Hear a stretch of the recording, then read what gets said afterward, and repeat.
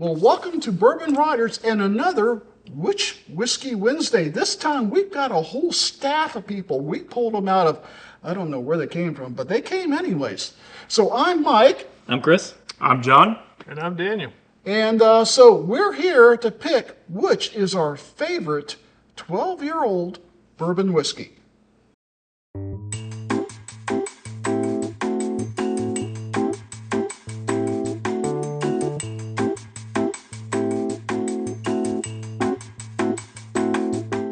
So up first today we have the Evan Williams 12-year. This is a 101 proof Kentucky straight bourbon. And I enjoyed this one when we had it before. We'll see how it stacks up today. And you actually got that at one of the bottle shares. Yeah. One of our patrons, one of our bottle shop owners came by and you got that. Yeah, he cracked it open for us all to try, and I made him a little offer on the remainder. Yeah. 2 words, lucky bastard. So what's next?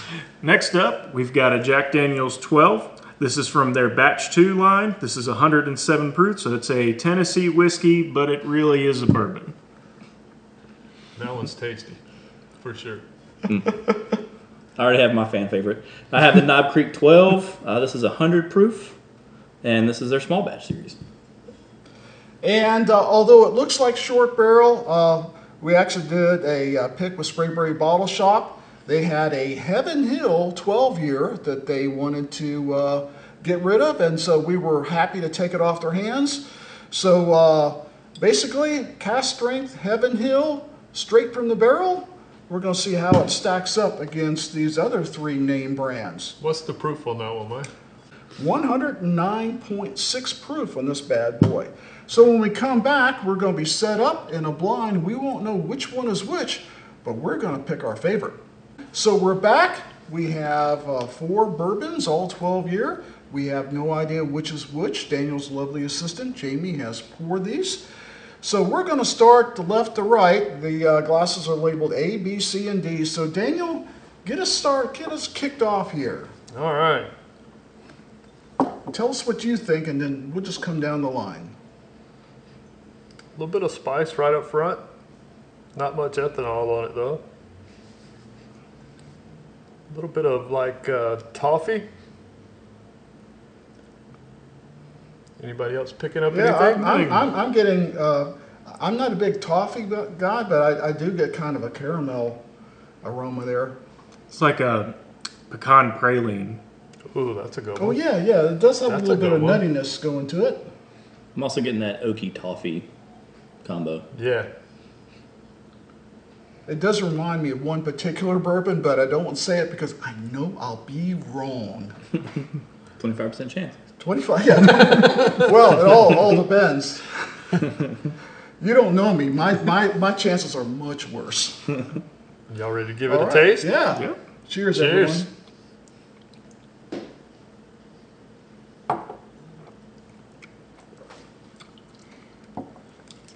That spice right on the tip of the tongue there.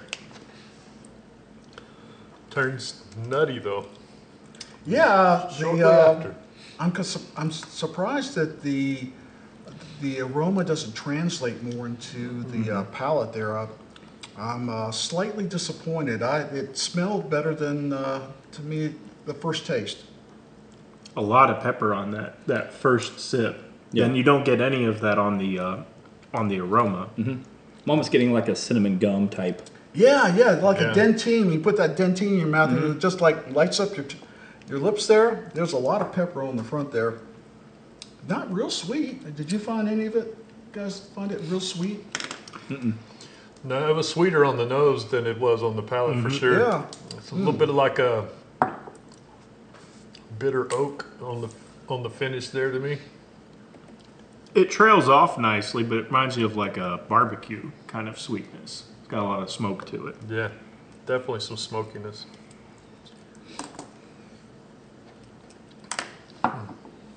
It's good though. The finish is still there. Though. Hanging around. It's a decent finish. I don't know if I love the finish, but it is. I can still taste it. Pleasant. Yeah, pleasant. That's a good word for it. Thanks, bud. All right. You start off on B, All and you right. can tell us first what you think. This one smells a little more subdued, but I'm still getting some caramel candy notes, almost like a nougat. Definitely has a sweeter nose to me. I was about to say the same thing, but I didn't want to get in front of you. Yeah, it does smell sweeter, more candy-ish than the first one. Yeah. A lot of the same, but A wow, little baking spice, a little oak. Little I'm liking this one. nutmeg on it too. I can see that. Yeah. You guys ready? Yep. Cheers.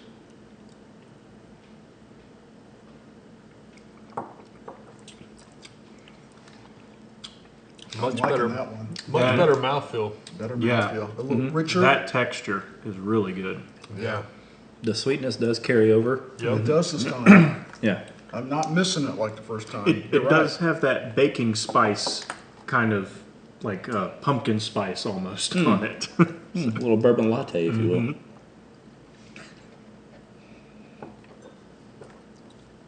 Yeah, that one's good. The spice comes in on the back end on that one instead of right on the front of the palate. Yeah, I don't know if the finish lasts as long as the first one, but I like the finish better Yeah. on the second one. I definitely get like an orange peel kind of zest. Something Feeling. something there is it's different. It's just not leather and oak. It's something else there.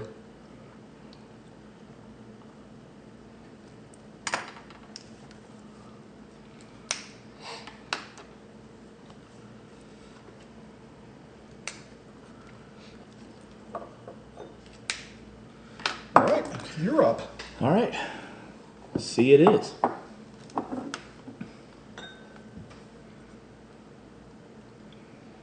Well, this one's different. Yeah. This one smells warm, if that makes sense. Like it's got that kind of heat nose to it, like a not quite hazmat, but a high proofer. All these are pretty close in proof. I'm getting a darker smell in this one. I don't know if it's dark fruits or what it is, but it's not as bright as the first two. To me, it's a darker aroma. It's almost like a tea sweetness on my nose, like herbal. Yeah. A little herbal, like black tea. Not grassy, but yeah, Yeah. herbal. Yeah, not four-grainish, but or I almost get like double oak vibes. Like it's that kind of rich oakiness. yeah. There's something darker going on there with that. Not as sweet None of these as are the double first oak, two. though. I know, but that's why I was hesitant to say anything Yeah, about no, it. But that's the kind of vibe that I get from it. I can see why you say that. Yeah. For sure. Ready to taste it? Yeah. Sounds good. Cheers. Cheers.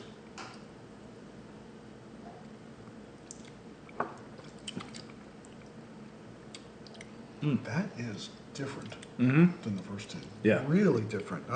I'm definitely getting, I've got some fruit notes going on there, Yeah. some Yeah. medium to dark fruit notes there that I didn't get. The other ones were more molasses, brown sugar, and maybe a little maple-ish. This, I'm getting more fruit than I got from the first two. Yeah.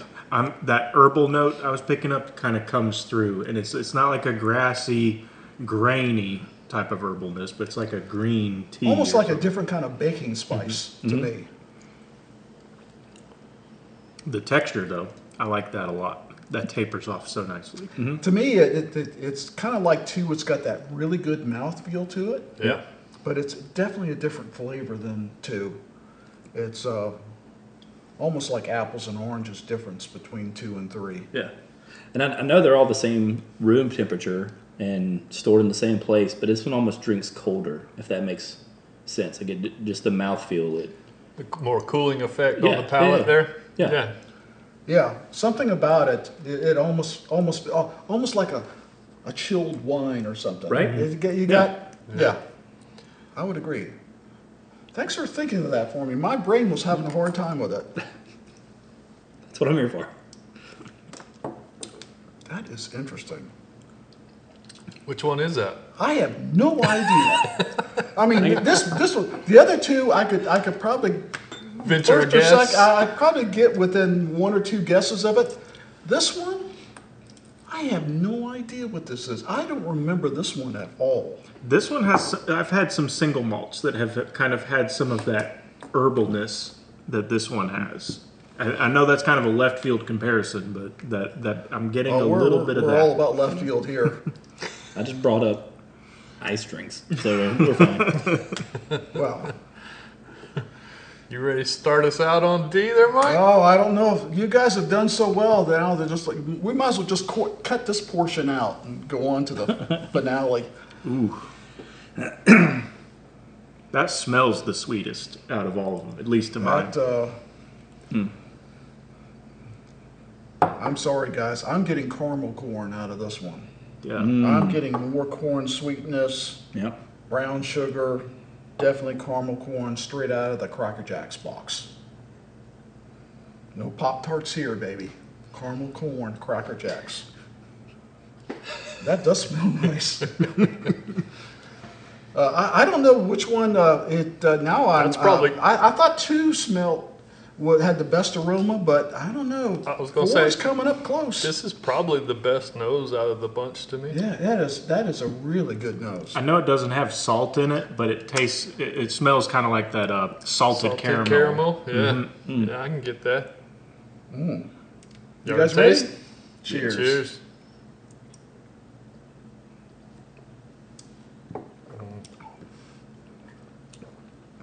Also different.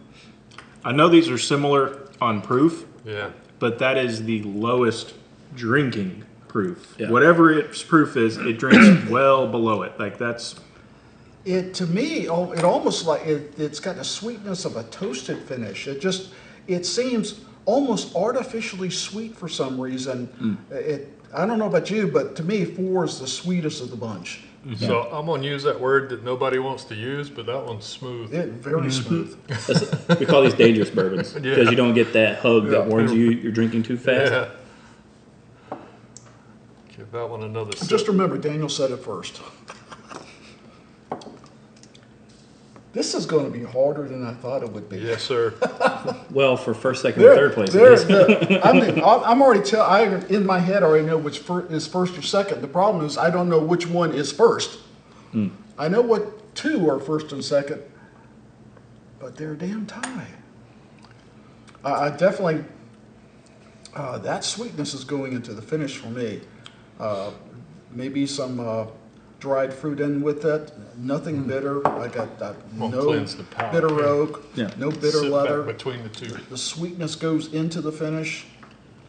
that caramel corn on the front almost tapers off to like a salted kettle corn on the back. As it just, It's definitely as it a fades drier in. finish. D hits the palate in a different spot. Like Yes. that felt very pleasant in the front of my mouth. Like it was. I still think Wow. B had the best texture. Like that was almost syrupy, but this overall palate is really good. So, welcome to the reveal. This is where we tell you how they ranked, and we hope this is not a tie because we have 4 people here. So I'm going to get us started. These were all wonderful. There wasn't anything here I disliked, but I do have my favorites. And I'll have to tell you that, unfortunately, Glass A was not one of my favorites. So for me, 4th place was Glass A. And What do you say? So of the 4, I will say that also my 4th place was Glass A, and it was completely outshined by the other 3, in my opinion. I'm going with the crowd. Glass A was also my least favorite. The nose was one of the best of the group, but the flavor didn't quite live up and match what the nose was giving us. Wow. Did y'all copy off of my score sheet over here? Yeah, I can see it over here, Daniel. I sure can. That is also my fourth place. The reason I put it in fourth was mainly on the finish. That oakiness turns a little bit bitter, a little astringent on the finish. Yeah, I didn't. I thought it was too much pepper for me. It was lighting up my lips. Yeah, it was definitely spice forward right on the front of the palate. Yeah. Too. So Daniel, tell us what your third was. So my third place is actually going to be Glass B. Oh, this is not going to turn out well. I can tell you that right now. My number 3 was actually Glass C, and that was because it had a great finish, but that tea sweetness didn't quite match up to what I was getting on the nose as well. My third place was also Glass C, and for very similar reasons, that just the nose and palate didn't match up. But for me, it was also just there was something, a tinge in the flavor that didn't quite just meet my liking as much. And I'm going to agree with Daniel. I have no idea why, but I'm going to agree with Daniel simply on this premise. There were two better. So for me, Glass B is in third place. So I'm going to send it back down to you guys. My second place is kind of lined right up with them. I thought it was a little too nutty for me, and I really liked Glass D. So Glass C for me was second place. Right angle, boys. What do you got? Well, I'm going to go Glass B was my second place for very similar reasons, because Glass D just completely blew it out of the water. I had Glass B as my number 2 pick, and I will caveat that it had the best texture of all the ones we tried. Wonderful mouthfeel. But the flavor profile of Glass D is what put it over the edge for me. Yeah. And how about you, Daniel? So I'm actually agreeing with you, Mike. So Glass C was my second place, which left Glass D in first for me. Wow, so we have a consensus on what's in first place. First and last. Yeah, first and last place. So, Daniel, since you have the reveal card there, tell us what was in. Well, everyone was the same thing. What was fourth place? Wow. Fourth place is. Or no, wait a minute. Fourth place was A, right? Yes. Jack 12. Oh, Really? Yeah, that's my favorite Jack. Yeah. That's surprising. I really thought I didn't know Jack would win, but I thought it might get second. I didn't think it would be last. I didn't think it would be last either. I will tell you my experience with Jack Daniels. It mentally, like in my recollections, it does not meet the profile of it. Well, we didn't agree on second and third, or since our guest agreed, what was their third? So Glass C was y'all's third place? Yes. Yep. That was the Evan Williams 12-year Glass Really? C. Really? Yes, sir.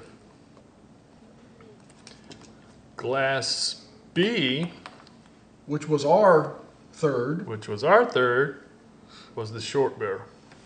the Which- Heaven Hill. Which means we all voted for the Knob Creek 12-year in first place. Really? Wow. And that's probably the most affordable bottle that was on the table. Yeah. Well, and some places even have store picks. So now I'm wondering if a store pick of Knob Creek 12 would be even elevated above that. Depends on who's picking Yeah, it, but depends I on agree. who picked the barrel. That's true. Yeah, because typically the 12 is a blend of a bunch of different barrels. If someone went there and said this one's the best, yeah, you could end up with something really great. Jack Daniels came in last place, which was a surprise to probably most of us, and Knob Creek came in first place, which was probably a surprise to all of us. Pleasantly so. Saves us money. Yeah. That Knob Creek 12 is about half the price of what you'll pay for that Jack Daniels 12. Well done, Jim Beam. Well done. So I'll go first and just tell me what you think of it. I think this was great. You said preconceptions don't mean anything in the blind. The truth comes out, and wow, I'm going to go back and kiss my backup bottle of Knob Creek 12 when I get home. So, what say you? I preconception, same kind of thing. I would have had the JD as just what I knew about them as contender for first place, and to have first or second at least. Yeah, and to have it coming in fourth is just, it's crazy. That's the joy and importance of doing blinds, is because then you can kind of refine your palate and find, do you like flavor versus name, and work your way through that. Well, it takes all the bias and the preconceived notions out of it, because you don't know what you're drinking at that point. So you're really evaluating what's in the glass for what's in the glass, and not what you think it should be based on the hype around it and the price. Exactly. I would say none of these were bad whiskeys, but this was just so good. And actually, this is the only one I've had experience with before. I've had the Jack 10 and the 14, but I've never had the 12. And I haven't had the 12 from either Heaven Hill or Evan Williams. But the Knob Creek 12, it just matched so perfectly with every note that you get on the nose, carries through when you drink it. And this is just you could enjoy this anytime. The other ones I'd have to be kind of in a mood for, but they're still exceptional. But this one, anytime you wanted a good 12-year bourbon, that would be a good one. And availability, because Heaven Hill 12-year is mostly sold to other non-producing NDPs. distillers who bottle as their own or finish it. You don't see Heaven Hill 12 just out on the shelf anywhere. And Evan Williams 12, it hasn't been out in a while, has it, Daniel?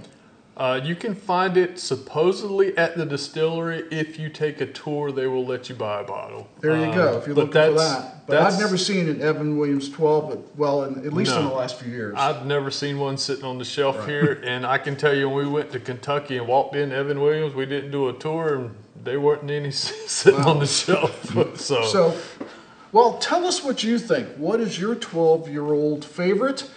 You a Knob Creek fan, Jack Daniels fan, something else, maybe 12 years you think is better. Let us know in the comments. But this has been a great experience. We've done a 15-year. We've now done a 12-year. And have we done the 10-year yet? No, we have not. We have not. So that's probably what's coming next. We're going to do a 10-year, and Jack Daniels is going to make a return, because I've got a 10-year that's going to compete in that. So, as always, we thank you for coming. Please leave your... What was that? That was you. That was your watch. That was my watch talking?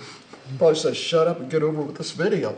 So, so please leave your comments, share, like, and let us know what your favorite is. So, as always, please drink responsibly, never drink and drive. And Daniel, close out the show. Until next time, keep it neat. Cheers. Cheers. Cheers.